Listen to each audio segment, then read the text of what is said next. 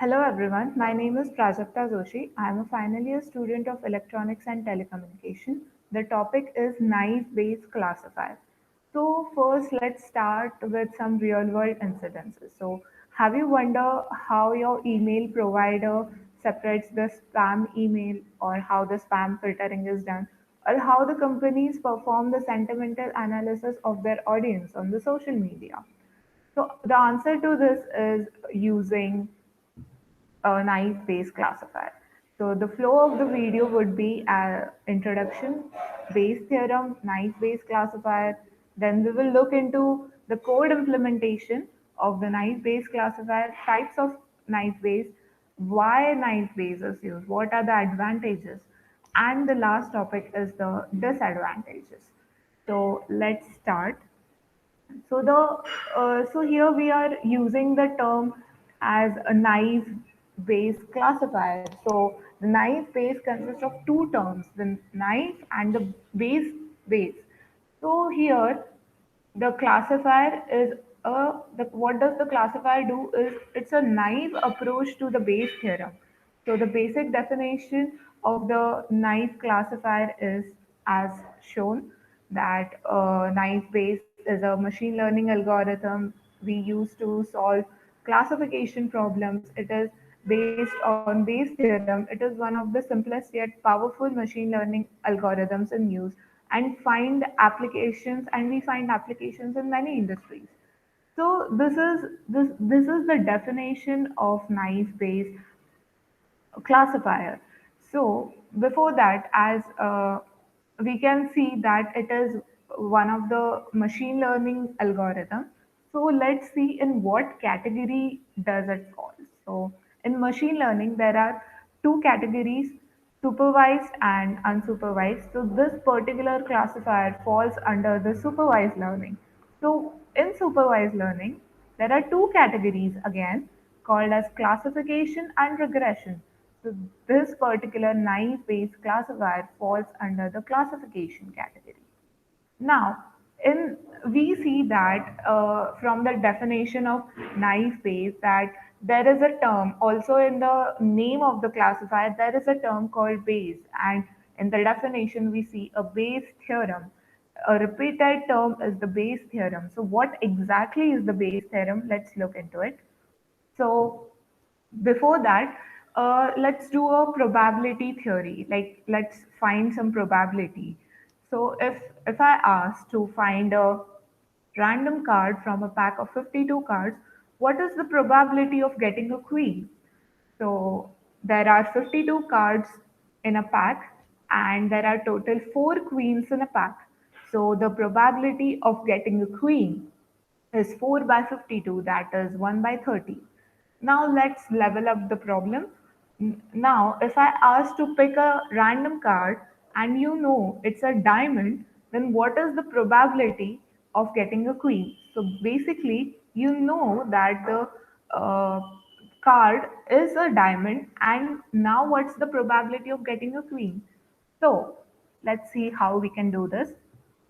So we know that there are 13 diamonds in any pack of cards. In a pack of 52 cards, there are 13 diamonds. And there is one queen in a set of diamonds. Okay. So the probability of getting a queen knowing that the card is diamond is 1 by 13. So this is the conditional probability and it is represented as P of A slash P. So this is actually the notation of conditional probability. So what does exactly it means is probability of event A knowing that event B has already occurred. So we already know that the diamond is being the first event is diamond. Like diamond is already decided that the card would be diamond. So the event A is already known. And what is the probability of event B? That is what is the probability of getting a queen. So it is 1 by 13. This is a conditional probability. Why conditional? Because first condition is already being decided and we have to predict about this next event. So Thomas Bayes uh, uh, took this. conditional probability and formulated a mathematical equation which is shown. So this is how it is done. Now let's see that what is a naive Bayes classifier. So what exactly is naive Bayes classifier, and how we can see that what is the naive approach to the Bayes theorem. So naive Bayes classifier. So let's take an example of spam detection. So in this, what we will do is assume that we have any spam detection. How it is done is assume that there are two spam words called as buy and cheap. Any mail would go into spam if it has keywords such as buy and cheap. So let's assume that we have 100 emails, and out of 100 emails, there are 25 spam, 25 mails are gone into the spam, and the rest of 75 are non-spam. And out of 25, there are 12 emails that contain the word both buy and cheap, and there are zero emails containing the word buy and cheap, both words buy and cheap, in any non-spam email. So now we will see that the probability of getting a spam email which contains the word both buy and cheap is 100%. Like we do not have any email containing buy and cheap in non-spam. So it as per the calculation, you can see that the probability of getting a spam email containing the words both buy and cheap is 100%. So, but do you think that this is possible? Like, is it possible of for any classifier to give such a strong percentage? So, where the problem lies, where the problem lies, it's not the case that there can't be any word with buy and cheap in a big uh, amount of data. If we take a large amount of emails, it can't be possible that it contains both the words buy and cheap. It may be the case that it contains individual names like buy and cheap, but we saw that we got uh, zero emails with both the words buy and cheap. So what we can do is either we can increase the data under consideration, and what if we don't have that much data? What we can do if we don't have a large amount of data? So what we can do is we can come up with a number, a sensible number, so that our maths can be done more easier. So we'll try to come up with a sensible number. So let's see. Also, let's see. So there are 100 emails, and out of these 100 emails, five contains buy, like five are buy, and 10 are cheap. And now we need to come up with a sensible number uh, to predict that, to find the probability that how many mails contain both the words buy and cheap. So 5 out of 100 contains buy, that is the 5% of the total emails is buy, containing the word buy, and 10 out of 100 is 10% of the mails containing cheap. So then what is 10% of 5%? It is 0.5%. So 0.5% of the total mail contains both the words buy and cheap. It's actually not realistically possible to have half an email containing spam, being half an email being spam, but we have come up with a sensible number. So, this is a naive approach. This is exactly a naive approach. So, naive Bayes is a simple, powerful algorithm for predictive modeling. Naive Bayes is called naive because it assumes that each input variable is independent. This is a strong assumption and unrealistic for real data. However, the technique is very effective for large range of complex problems. So what we are doing is we are assuming two variables, that is the buy and cheap are independent when they are not, is very naive. So assuming that two variables are independent when they are not is very naive. However, what are however that's what our algorithm is based, right? Because it turns out that if we make these assumptions, the it still works. We come up with a sensible number, and it is pretty much easier for us.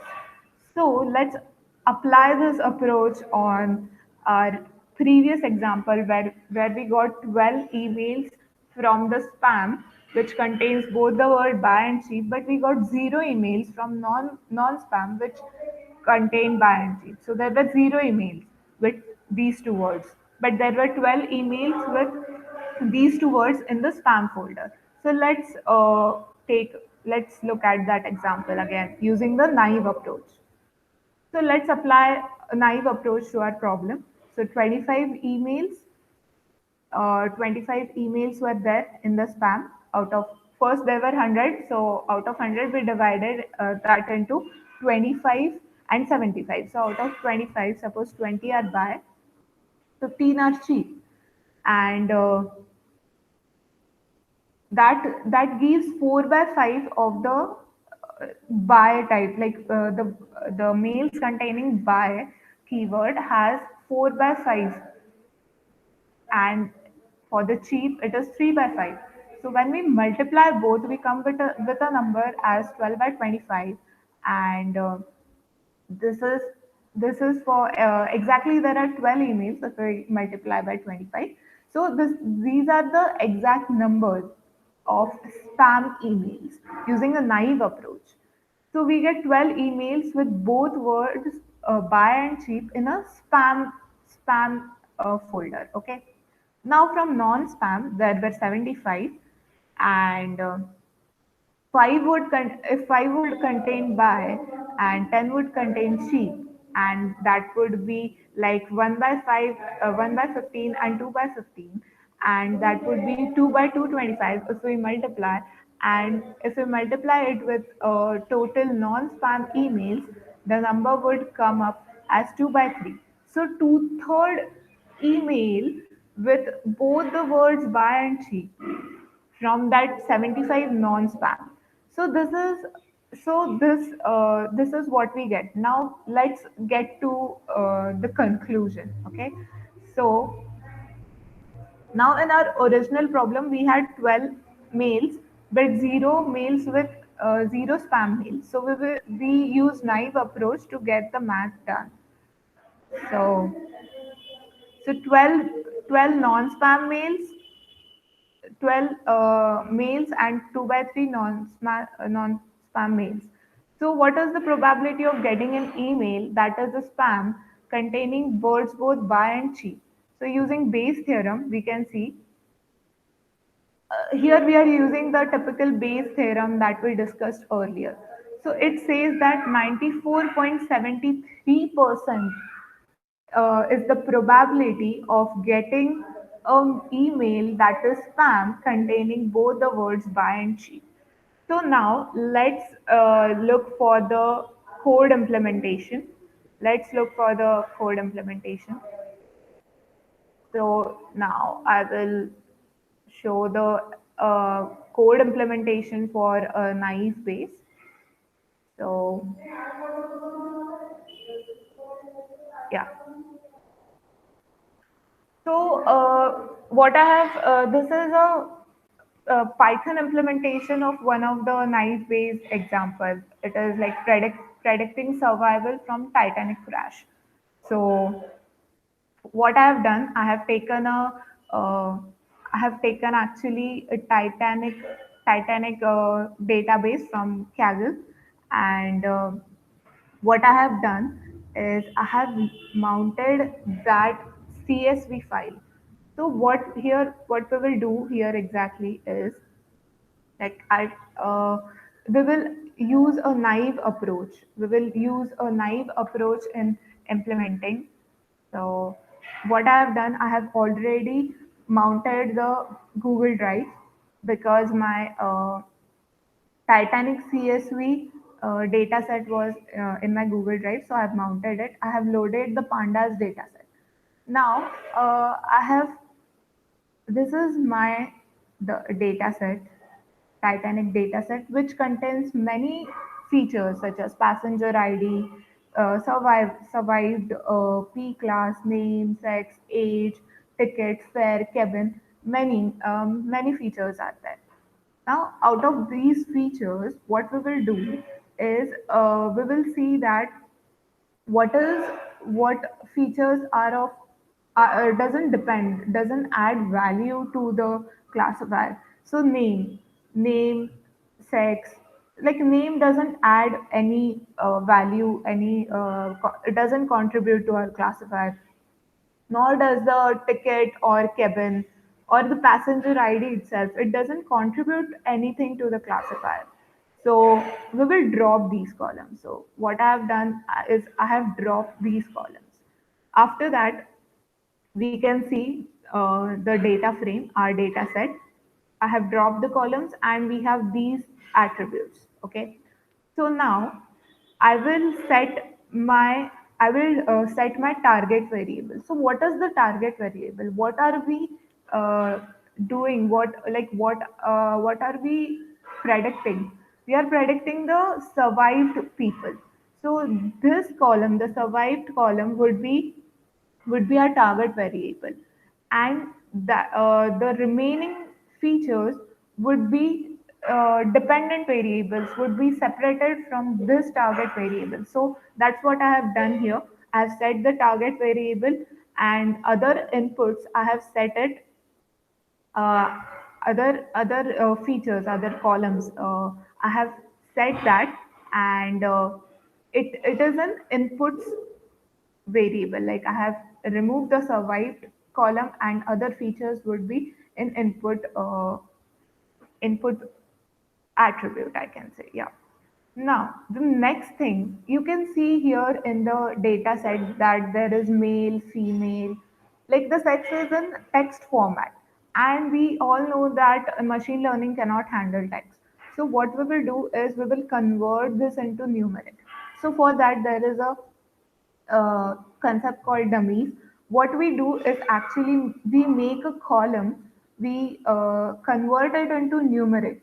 So what I have done here, that I have converted this into numerics. So what it says that female first, we will see what it exactly means. So the female, it's 0 and here it's 1. So for the first instance, we can see that female didn't survive, because if survived if survived column had 0, it means it's 0, and male is 1. So female didn't survive, but the male survived. Uh, and so on. It is all what it is. And the next one, here we can see, so we will add this column to our data frame. So I have added this columns to the data frame. Now I don't need the use of this sex, because I have already added this.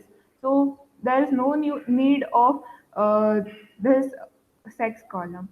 So I have dropped that column, and now this is my data frame. Now there is one important thing while we look for any data frame, that if there is any NaN values.